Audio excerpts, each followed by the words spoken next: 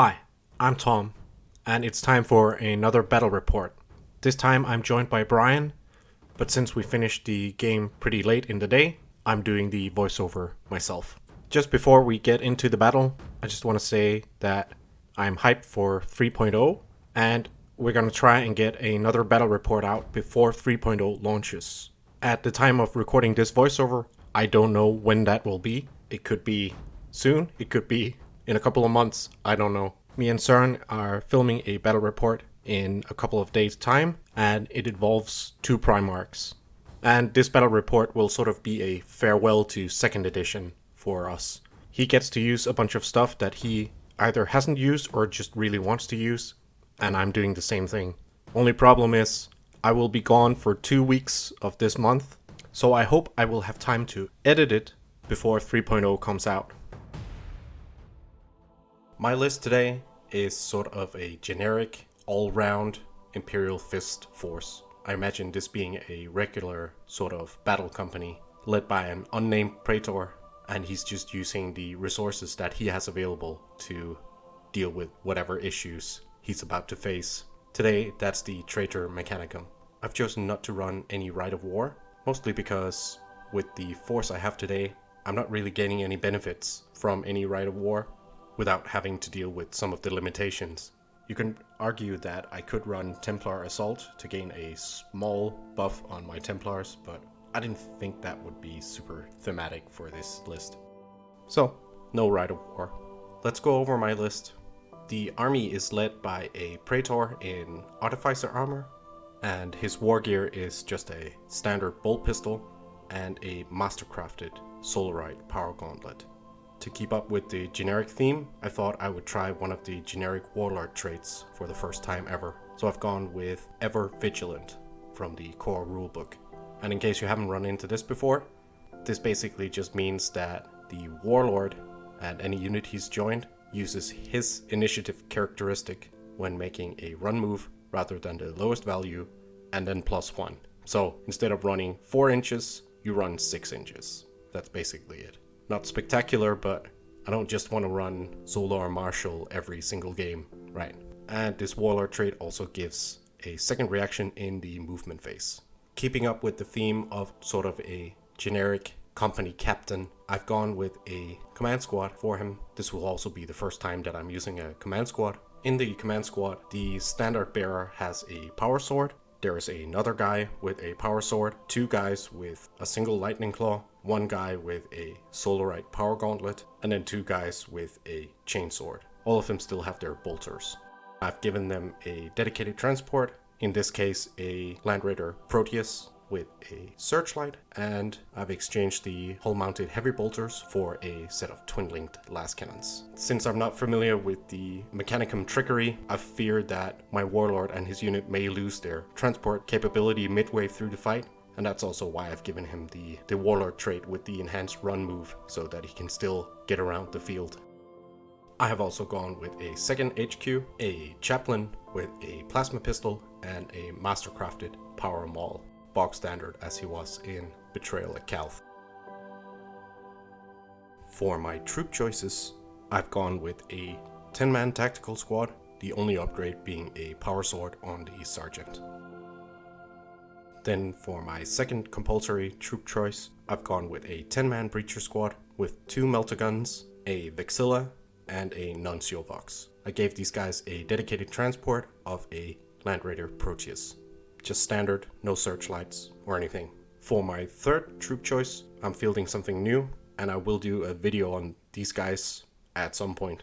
And that is a inductee squad, or inducti, whichever way you prefer to say it. The unique part of the Imperial Fists inductee squad is that they can have 1 heavy weapon for every 10 models. It can only be a heavy bolter or an autocannon, so in this case, an autocannon. They do have a special rule that replaces Heart of the Legion that allows me to, 1 time during the game, gain pinning on the autocannon in the squad.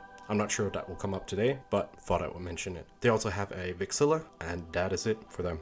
Then for elites, I have a 10-man veteran squad, all of them with bolters, bolt pistol, and chainsword, except for the veteran sergeant, who has a power sword and a combi melta. And they have a Rhino as a dedicated transport, with both dorsal blade and searchlights. For my second elites, I have a 10-man Templar Brethren squad, all of them with Artificer armor, power swords, and combat shields. There's also a Legion Vexilla in the squad, and the champion has a mastercrafted Thunderhammer, and the combat shield of course. They also have a Land Raider Proteus as their dedicated transport, and no upgrades for that, no searchlights or anything. Then onto the heavy support slot, and I tried to make it quite thematic for the Imperial Fists. First up, we have some heavy armor in a Kratos. For the main turret, it has the Melta Blast Gun, and then 4 individual las cannons. It also has a flare shield and searchlights. And sitting up top is a Imperial Fists Decurion Sagittar with an assault cannon and a special rule that basically allows him to do some precision shots in some cases, and there's also an augury scanner on him. Then a squadron of 2 friend makers. Normally I don't feel good using these guys. I've had one of them since 1.0, it's Resin. I just thought artillery was very thematic to Imperial Fists, but I rarely get to use them because they're kind of OP for their points. But since I'm fighting Mechanicum today, they're not as OP as they normally are against Marines. They're not one-shotting 2-up save Terminators. These guys have higher toughness, so Brian said it's okay, so I actually get to field both of them without having to feel too bad. They're still good, and there are no upgrades on either of those. And lastly, I'm using a single Vindicator, the only upgrade being a Dozer Blade. And all of this is exactly 3000 points. Quite a varied force, but I'm looking forward to using a bunch of units that I either haven't used before or rarely get to use. So I'm looking forward to playing with these guys. Let's take a look at what Brian brought. I will be going through Brian's army list. It is Mechanicum. I must say I'm very curious about the Mechanicum and might want to include some units in my armies in the future. But that being said, I might get some of his army list wrong, even though it's right in front of me as I read it. So apologies for that. The theme for Brian's army is very Cybernetica focused, so lots of big robots. I believe he did want to bring another Thanatar instead of the Knight, but there were some logistics issues and he ended up going with this list, which I think is also very appealing. Leading the army is an Archmaker's Prime on an Abeyant. He of course comes with a Cortex controller. He's also been upgraded to have a Graviton gun, and his Techno Arcana is Cybernetica. His Cyberthurgic Arcana is Artificia Cybernetica as well. He also wields a Paragon Blade and has a Power Fist. He also has a Cyber Familiar and Rat Grenades. So this guy can strike at initiative with a Power Fist and or a Paragon Blade and has a 2-up, 3-up save. Pretty nasty. And he has of course the Warlord and has the Warlord trait Science of Slaughter, which is very nasty. And it basically says that from the second turn that he's locked in combat and onwards, his weapon skill and strength characteristics increase by 1. Once he is out of that combat, that resets again. The Warlord trait also allows him to make an additional reaction in the assault phase. Then he has 2 additional HQs, both identical. Both of them are Magus Dominus, with of course a Cortex controller, and they each have a Las Pistol and a Power Lance. And for their Cyberthurgic Arcana, they have Artificia Cybernetica. They also both have a Cyber Familiar and an Augury Scanner. In the Elite slot, he has a Domitar Battle Automata Maniple of 3 Domitars. Each of them has 2 Graviton Hammers, Searchlights, and Missile Launchers, with Frag, Crack, and Ignis missiles. In the other Elite slot, he has a Tech Priest Auxilia, and his Techno Arcana is the Lacrimalus. He has been upgraded to a Magus Auxilia and is armed with a Las Pistol, a Power Axe, a Cortex controller, a Graviton gun, and a Nuncio Vox, and once again Artificia Cybernetica. He has 6 Servo Automata, and each of them is armed with a Servo Arm. For troops, he has 2 identical Castellax Battle Automata Maniples, each of them with 3 Castellax. 2 of them have been upgraded with a Darkfire Cannon, and 1 has his Mauler Bolt Cannon. So that means each unit brings a source of blind and pinning. And then he has 2 identical Thalax cohorts, each of them with 3 Thalax, 1 of them with a Multi-Melta, and all of them with Melta Bombs. For fast attack, he has 2 Vorax Battle Automata Maniples, with 3 Vorax in each, each of them with 2 power blade arrays with built-in rotor cannons and a lightning gun. For heavy support, he has a Thanatar siege automata with just a single Thanatar with the mortar. And finally, as a Lord of War, he has a Mechanicum Knight Magera with a hull-mounted phased plasma fusel, an arm-mounted lightning cannon, and his arm has been upgraded to a siege claw with a built-in IRAD cleanser. And that should be 3000 points, if I read all of this correctly. The theme and scenario that we're playing today is on this industrial map that I've created, where we sort of have this Manufactorum building on the one side of the map, just the edge of the Manufactorum building. I imagine this Imperial Fist force is doing a flanking maneuver to find an entrance to the Manufactorum that isn't the main entrance. You will see when we get to the objectives that we're using these escape hatches, and they're trying to locate those. As the Imperial Fists are doing this flanking maneuver, they get ambushed by the Mechanicum. It is very fitting that it is the Forge World of Xana who have a bit of a relationship with the Imperial Fists Primarch, and not a great one. I'll save that for a lore video at some point, maybe. In any case, that's the map and the scenario. We're playing another Chthonian mission, Mission 4, Take and Hold, and we are using Dawn of War deployment. But basically the way you score points is at the end of each player's player turn, you score a victory point if you control a single objective, or you score 3 victory points if you control both objectives. There are of course still secondary objectives, and we will mention them when relevant to the game. The game lasts 4 turns, as all Chthonian missions do. We're using these hidden access points to the Manufactorum, and Brian placed his here, behind this little ruin, very inconspicuous. And I placed mine here, totally not suspicious looking at all, hiding in plain sight, or not hiding at all, I suppose.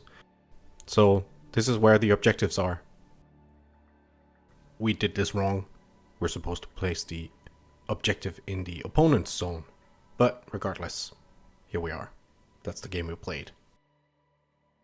Brian won the roll-off for strategic advantage, but we once again made a modified call on this, and I selected a deployment zone. And he chose for there to be night fight. It fits with the theme of the Mechanicum ambushing the Imperial Fist flanking force, and in game terms, he does in general have shorter ranged weapons and wants to worsen my shooting while he moves up under the cover of darkness. Besides, he has some searchlights and some augury scanners if he needs to shoot.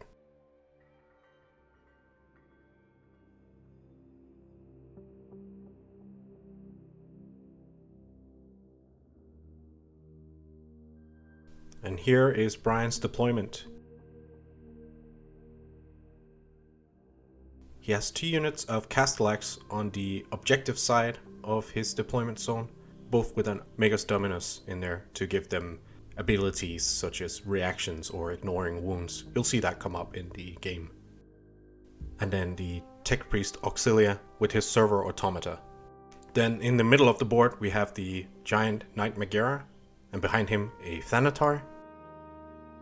On Brian's right flank he has his Warlord, his Archmagus Prime, escorted by a Domitar Battle Automata Maniple, and flanked on either side by a unit of Vorax.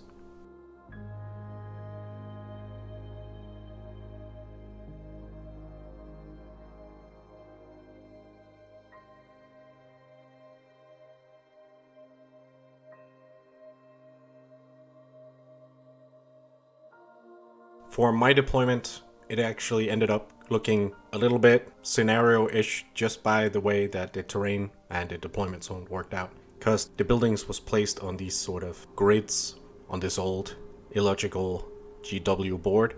But since it's a 12-inch deployment, that means that I don't really have a lot of space to deploy my tanks. So they were deployed sideways, going down this street. So it looks like a convoy that's been ambushed. And that's sort of the story of this, I suppose. So on one side I got the 2 Land Raiders, one with my Warlord and the Command Squad, and one with the Breachers. And then on the other side I got a Rhino with the Veterans, a Land Raider with the Templars, and then a Vindicator sort of fanning out on these streets. And then in the middle, I have the Kratos staring down the Knight on the opposing side. Not a lot of places to hide in this deployment, so I put down the Scorpius Squadron behind one of the buildings, so they are at least partially obscured. And I got both my tactical and their training unit of Inducti alongside them to see how it's done, deployed in the sort of middle of the board with the Inducti holding the objective for now at least, and the tactical squad ready to take over or react to whatever is happening throughout the game. And that's my deployment.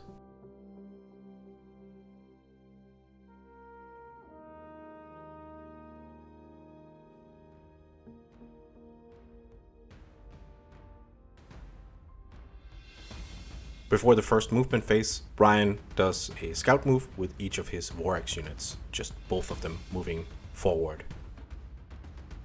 Brian's movement phase is mostly just moving stuff forward, as his range is shorter than my shooting. So both the Castellax move forward, the Tech Priest Auxilia and his Server Automata moved up to claim the objective in their stead. He moved up the Thanatar, but still being within range of the Tech Priest Auxilia. The Knight moved up. Both the Vorax moved up. One of them is trying to hide behind the building from my Vindicator, or at least play a blocking role. And then the Warlord and the Domitars moved up a little bit as well. So, as you would expect, a simple movement phase.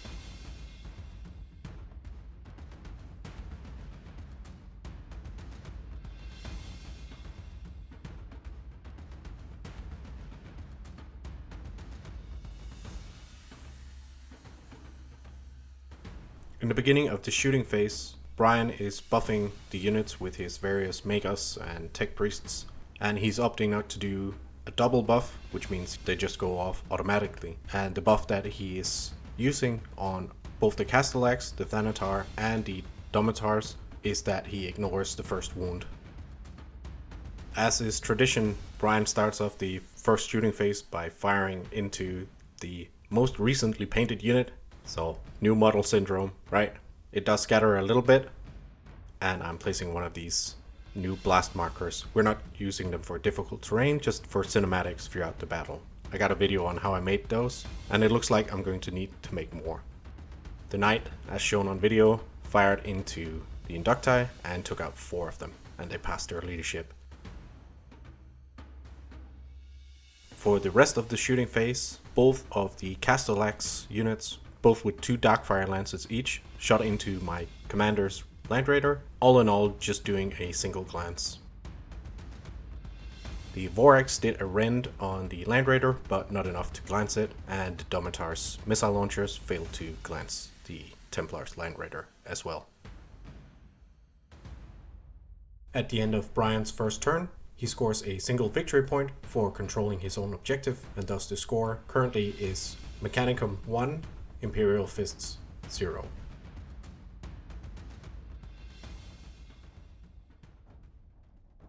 Time for the Imperial Fist convoy to react to this traitorous Mechanicum ambush.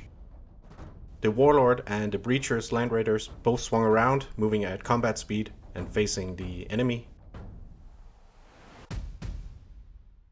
The Kratos moved up at combat speed to get the Melta Cannon in Melta range. The Vindicator moved up at cruising speed around the corner to see if it could fire its single Demolisher cannon at a decent target. And the Templar's Land Raider moved up to engage the unit of Vorax. Impetuous as the Templars are, they jumped out and got ready to get in close. The Rhino also moved up to support the Templars, but there's no space for them to disembark. The Tacticals and the Inducti spread out just to minimize blast damage in the future, with the autocannon standing still so that he can still fire at full ballistic skill.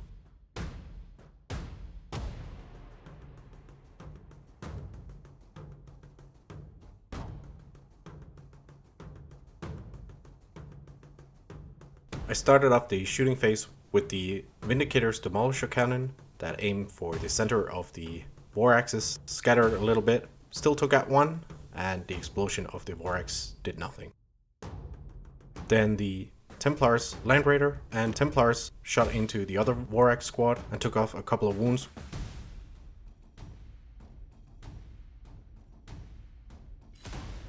The Kratos was in melter range and shot all of its armaments into the Knight, bringing it down to 3 hull points from its starting of 7. Since it was lit up by a searchlight, the Inductized autocannon also shot, but did no damage. The Commander's Land Raider also shot into the Knight, but all of the invulnerable saves was made. Likewise, the Breacher's Land Raider shot its last cannons into the Knight, making its invulnerable saves, and the Heavy Bolters shot into the nearest squad of Castellax that return fired and took off 3 hull points. So that was a bad trade. Did get a little bit of revenge with my Scorpius that shot into the unit of Castellax that was furthest away, destroying one of them that then exploded and took out a couple of servo automatas from the scoring unit at the back, and then wounding the front Castellax unit as well.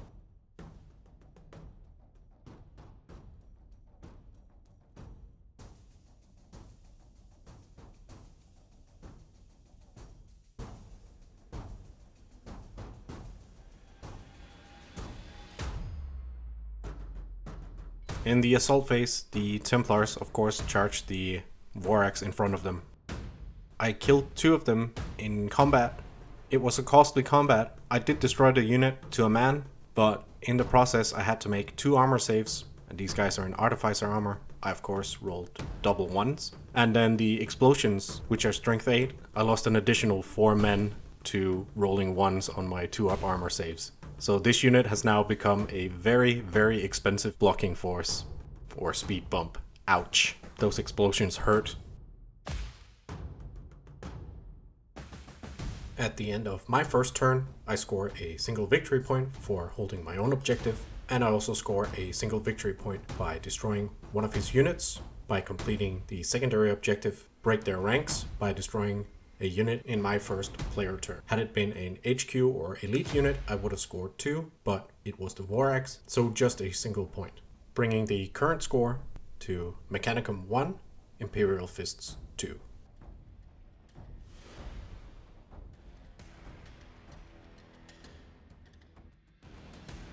Brian starts off his movement phase with a deep strike of the 2 Thalax units. He intended to go here, but he scattered to here with the first unit. Those multi-meltas are very scary right now. And then he has to roll a die to see if the deep strike is disordered, which it is not. And then he gets to place the second unit within 12 inches of the first one, and plopping a multi-melta in the rear armor of that Scorpius squadron.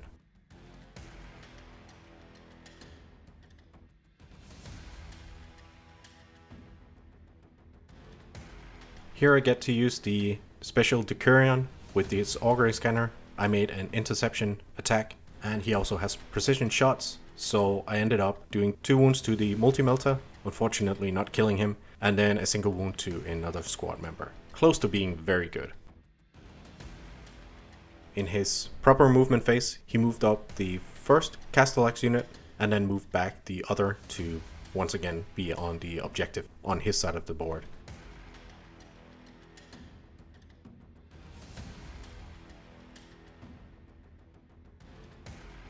The Knight also moved up, and it looks like there was some warning propaganda that there was a Knight in this area. Too bad the Fists didn't know about this. The smart move here would not have been to make the intercept reaction, but to make a movement reaction by moving the tank back from the movement of the Knight, since I can't make 2 movement reactions on the same unit. I should have probably foregone that assault cannon shot, but it felt right in the moment. The Thanatar also moved forward, and the Tech Priest Auxilia shuffled along to keep in buffing range. The Domitar and the Warlord moved up to engage the Templars. The remaining Vorax unit on the other side of the board closes in on the Vindicator to try and take that out in close combat.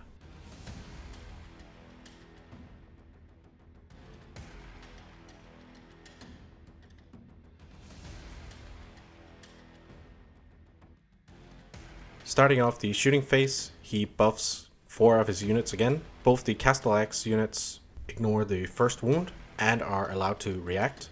The Thanatar and the Warlord's unit just ignore the first wound. The Knight shot with his main gun into the Kratos, hit it but did no damage, and the Plasma weaponry shot into the Inductee and took out 1. The Vorax's lightning gun took off a single hull point of the Vindicator. The Domitars shot all their Grav Flamer templates and crushed a single guy in his armor. The unit is not concussed. The back unit of Castellax took a single wound to Gets Hot, did no damage. The front unit of Castellax shot into this Land Raider, did a weapon destroyed on it, but the Land Raider was soon dispatched by the Thalax unit with the Multi-Melta. It got wrecked and the Breachers got out. The other unit of Thalax shot into the Scorpius squadron and did a single penetrating hit with the Multi-Melta with a weapon destroyed, and it's the Combi Bolter. Surprise. The Thanatar shot into the Commander's Land Raider, scattered an inch, still hit, but did no damage.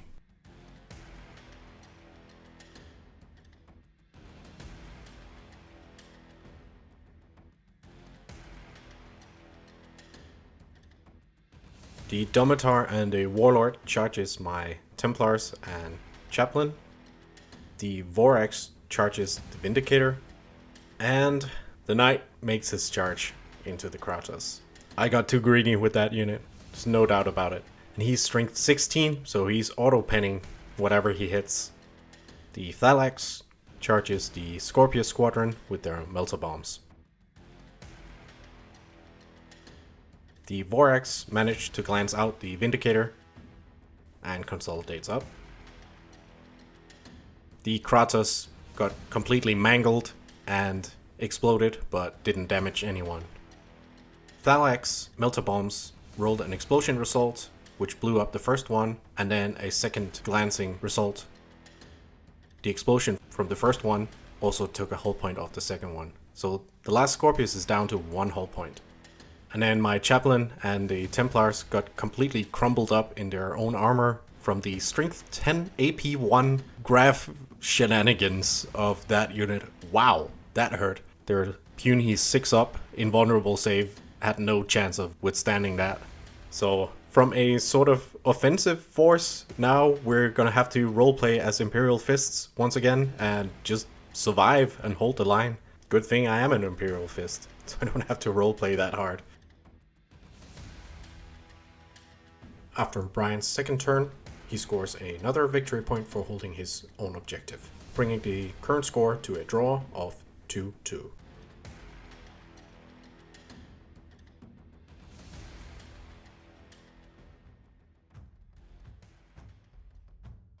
In my movement phase, it was damage control time. Here we did make a little bit of a mistake. My Breachers moved closer to the Thalax, and the Thalax movement reacted up into the building and took a dangerous terrain wound. The mistake is that Withdraw has to move straight away from the unit, so he can't do what he did. I don't think it determined the outcome of the game, but thought I would mention it. The Templar's Land Raider reversed, and the Veterans Rhino moved up, and the Veterans disembarked, trying to deal with the Vorax on the left flank. My Commander's Land Raider reversed a little bit and moved up a little bit to get some side armor shots on the Knight. The Commander opted to stay in there. There was a lot of scary firepower outside, so he's commanding from his command vehicle. Let's put it like that. The Inductee squad moved a little bit closer to the Vorax, with the autocannon remaining still, and the Tactical squad also moving up to overlap the objective in case the Inductee squad is no longer there. Redundancy.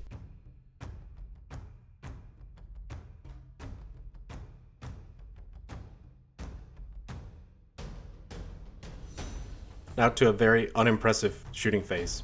The Veteran squad rapid fired into the Vorax squad, and only the Combi Melta on the Sergeant caused a wound. The Tactical squad shot into the Phalanx unit, did no wounds. Then the inductee squad shot into them as well, and the autocannon killed one guy. The breachers shot into the Thalax. Both the melters missed, of course, but managed to kill one, and the unit is now fleeing. Combined fire from the 2 remaining Land Raiders, all of the last cannons combined, took a single hull point of the knight. And then the heavy bolters shot into the Domitars and did no wounds. The remaining Scorpius shot into the Castellax unit. With some corrections of a Nuncio Vox, managed to get a hit, but he made all of his saves. Very few wounds caused in this shooting phase. I kinda needed that. At the end of my second turn, I score another victory point for holding my own objective, bringing the current score to Mechanicum 2, Imperial Fists 3.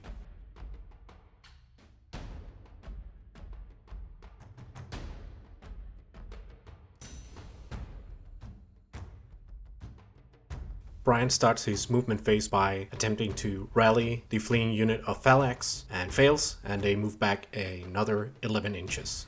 The frontmost Castellax maniple moves up to ensure that I can't get through to his backline objective and acts as a blocking force.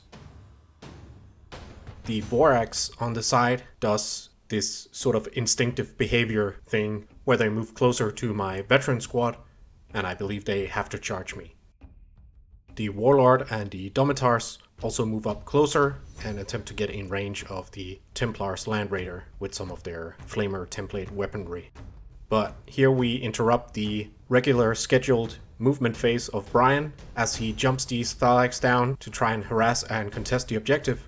I trigger my Imperial Fists advance reaction by declaring a charge in his movement phase. The charge distance is d6 plus initiative, and I comfortably charge my Inducti squad up into them. Not because I hope to win that fight, but to tie him up and allow me to continue to control the objective. These new guys are being real brave. The Knight also moved up towards my Commander's Land Raider. I contemplated using a movement reaction, but I couldn't really go any further back. He would have caught me anyway. The Thanatar also moved up, but his intended target was the Inducti, but they are no longer an eligible target.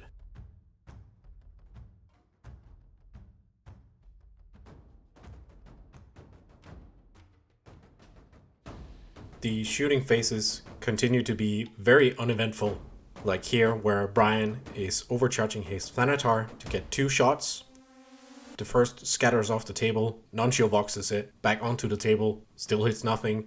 Then the second shot also hits nothing, and his Mauler bolt cannon is just about in range. I believe I took a single casualty off of that Mauler bolt cannon. In any case, I got pinned off of it, which means that Inductee squad better win this combat, or else I'm not able to hold my own objective in my turn. Then his big scary knight uses his big template to try and hit the Commander's Land Raider and the squad behind it. Scatters completely off target, but with the phased plasma thingy that's on the knight, he takes out 2 breachers. I guess their shields were pointing in the wrong direction. The Domitars Graph flame templates managed to strip off 2 hull points of the Templar's Land Raider. Both Castellax units fire into the Land Raider. He takes a single gets hot wound on the unit in the back on the objective, and all in all does a single hull point on the Land Raider. It's not just Brian that has a miserable shooting phase in his shooting phase. For instance, I choose to return fire on his Vorax firing into my veterans with the following result. Return fire, 2+ to hit, 50% once, 50% once.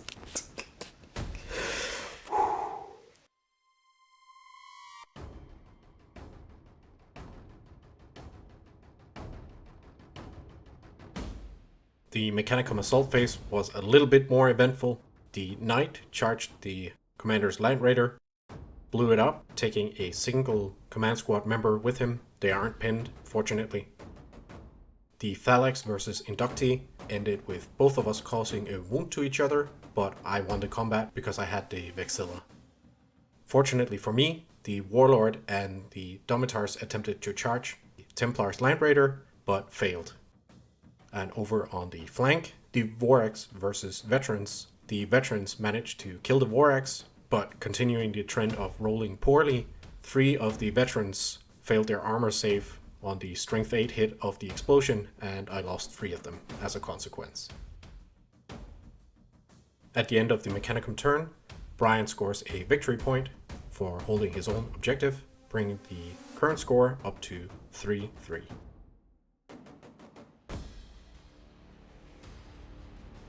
Since I don't have a lot left on the table, my movement phase is quite simple. The one Land Raider backed up, but still has line of sight to the Knight. The Rhino drove at cruising speed to be a speed bump for the Domitar and the Warlord, and then the veterans moved up and hoped to engage the Domitars.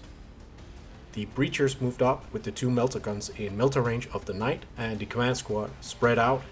At this point I haven't decided if I charge the Knight or try to help out the inductee and try to regain control of my own objective.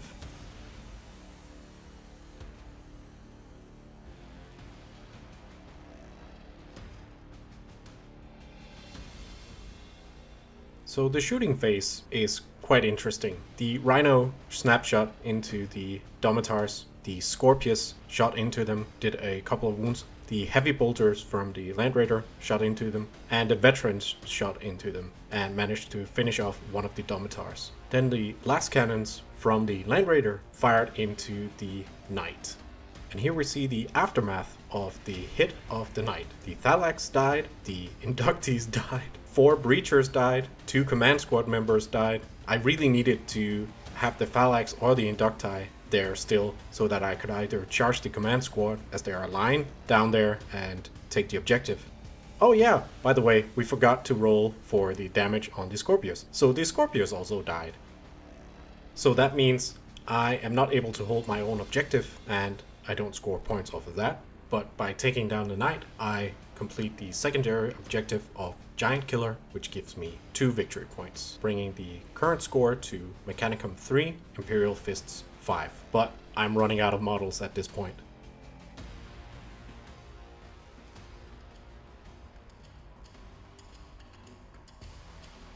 Time for the Mechanicum's final movement phase. The Thanatar moved up to try and get shots on my Warlord. The Warlord and the command squad movement reacted away. The Thalax unit regrouped. The foremost Castellax unit moved up to get into a better firing position. The Tech Priest Auxilia and his servitors moved up to support the Thanatar, and the Domitars and Warlord moved up closer to the Rhino.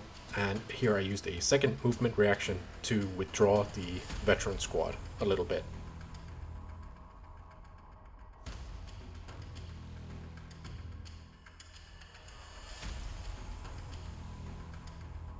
Time for some more buffs. The first Castellax unit gets +1 ballistic skill and ignores first wound. The back Castellax unit gets +1 ballistic skill as well. He attempted to give +1 ballistic skill to the Thanatar, but took a wound on the Tech Priest Auxilia, and the Warlord's unit ignores first wound. The proper shooting phase starts with the Thanatar firing the big blast into the command squad and also attempting to hit one of the remaining breachers, but I think the targeting cogitator must be off because it doesn't hit anything even with a Nuncio box. He also overcharged and fires a second shot, and following the theme, even with a Nuncio box reroll on that, he still misses both shots. On the second blast, with the help of the Nuncio box, it did manage to hit and take down 2 of the breachers. The back Castellax unit overheated once again and took a wound. The front Castellax unit did manage to kill 2 of the command squad members and also blind them. The Warlord and his unit used their Graph Flamers across both tanks, managing to strip 2 hull points off the Rhino, and combination of the Graph Flamers, missile launchers, and the Warlord's Data Gin weapon managed to strip the Land Raider down to 1 hull point, and it is also stunned.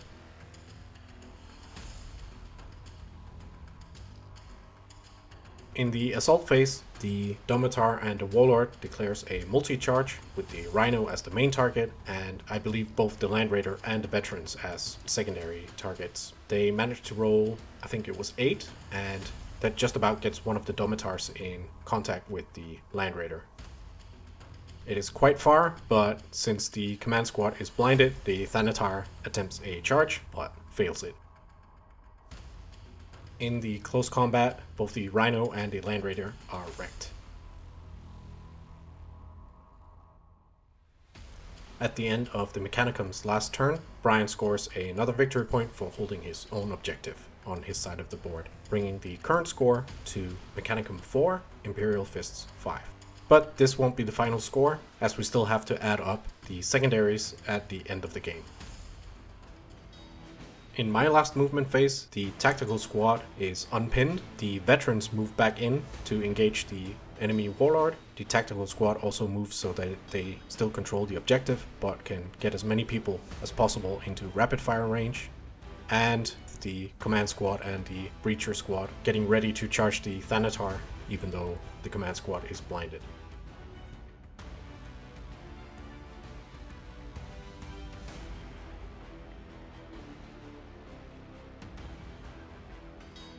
This will be a combined shooting and assault phase. Everything fired into the available targets, but only a single wound was caused, but his ability allowed him to ignore that wound. It's definitely not logical for the veterans to charge the Warlord's unit, but it's what they would have done. The outcome of the Warlord versus Veterans combat is that I caused a single wound on a Domitar and he took out a single Veteran. Because that's 2 wounds, I lost the combat by 1, but I managed to stay there. The Thanatar versus the last survivors. I wound the Thanatar with 3 crack grenades, but he saves all of them. And the 1 hit that he did on me, I managed to save. And that means the game is over. Time for the final scores. I finished my turn by scoring an additional victory point by holding the objective in my deployment zone, bringing my score to 6 victory points. And Brian scores the secondary objective, last man standing, by having more units remaining on the battlefield. That scores him 1 victory point, but with him having 9 units left on the table and me only 4, that means that he scores an additional victory point. So 2 victory points for last man standing, bringing his score to 6 points as well. That means this game is a draw. I'm not sure it was the outcome that it should have been. Had this gone any further, I would have been tabled. There's no doubt about it. Had I remembered that you could score 2 victory points off of last man standing, I could have done a single thing differently, and that was having the Rhino face in a different direction, and thus blocking the Domitar being able to reach the Land Raider in a multi-charge. Had the Land Raider still been alive, I would have had 5 units, and then he wouldn't have had twice as many units left alive as I would have had. But that's a lesson for another time. The point was, we had a very fun game, and I want to thank Brian for taking the time to go to my place and spend the extra time that it takes to set up the armies and wait in between everything so that I can take some extra shots, which granted aren't enough. Still, I'm still learning this, but I promise I will try to improve with every battle report that I do. But yeah, thank you, Brian, for wanting to do this. And I think we've already sort of spoken about doing another battle report at some point. It will probably involve a lot of armor. Let's just leave it at that. For the MVPs of the match, we both selected his Knight Majera as the MVP for the Mechanicum side. It was a big threat. He made some critical saves on his Ion Shield, and it caused a lot of damage, taking out the Kratos, my Warlords, Land Raider, and various squad members here, there, and everywhere, just soaking up damage and being a big threat. For the MVP on my side, I've actually chosen not to have any, and instead I've selected a least valuable player, and this time it goes to my veteran squad. And I know people out there will probably be like, oh, it's just because you didn't kit them out the right way. And I know, you could totally optimize this, but the times I've actually used these guys, they usually do really well. But in this game, their to-hit rolls just wasn't there, and not their wound rolls either. Of course, it's hard against very high toughness, but they do have chainswords, and yeah, they super underperformed. I think my basic tactical and inductee squad actually did better, so a bit of a letdown this game, but like I said, they normally do really well. that would have been candidates for MVP units, but all of them really only shined in one turn and then they got destroyed. So they never got a time to shine. There were a lot of things I should have done differently in this game. If I was in it just to win the game, I of course should have been deployed all the way back at the table, kept shooting, forced the knight to go down, and not giving him the opportunity to charge. If that had gone down and I castled up around my objective, I would have been up by 2 victory points, and it was on him to claw his way back. But that wouldn't have been an engaging fight.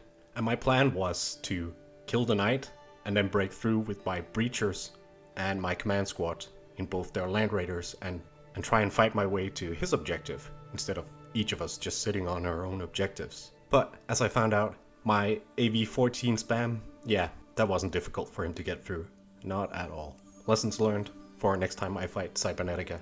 They're real tough bastards. I really enjoyed the game. It's been a little while since we played, but I must admit some of the Mechanicum stuff is really appealing to me. Having these Castellax units that can both blind and pin is really appealing in terms of gameplay. Also, the Thylax being able to deep strike with multi-meltas and melta bombs is also very appealing. It really makes me want to do a Praevian for my world eaters, so that I can add some of these units to that force, being able to blind or pin stuff for my world leaders to more easily get across the table. Or when I eventually make more assault marines, being able to add Thylax's deep striking along with that seems very appealing. It's a little bit more gamey, and I don't know how thematic it is, but the game synergy is something that appeals to me. However, in between me and Brian discussing this and me editing this, 3rd edition has been announced, and who knows how that will play. So I'm gonna hold off with buying anything until I've seen that rule set. But yeah, it was a very fun game, and I would love to fight against Mechanicum again. I believe it's only my 2nd time, and the 1st time was also against Brian, but that was loads of thralls and myrmidons and all kinds of weird stuff. So I'm sure you'll see that at some point if he's down for filming more battle reports eventually.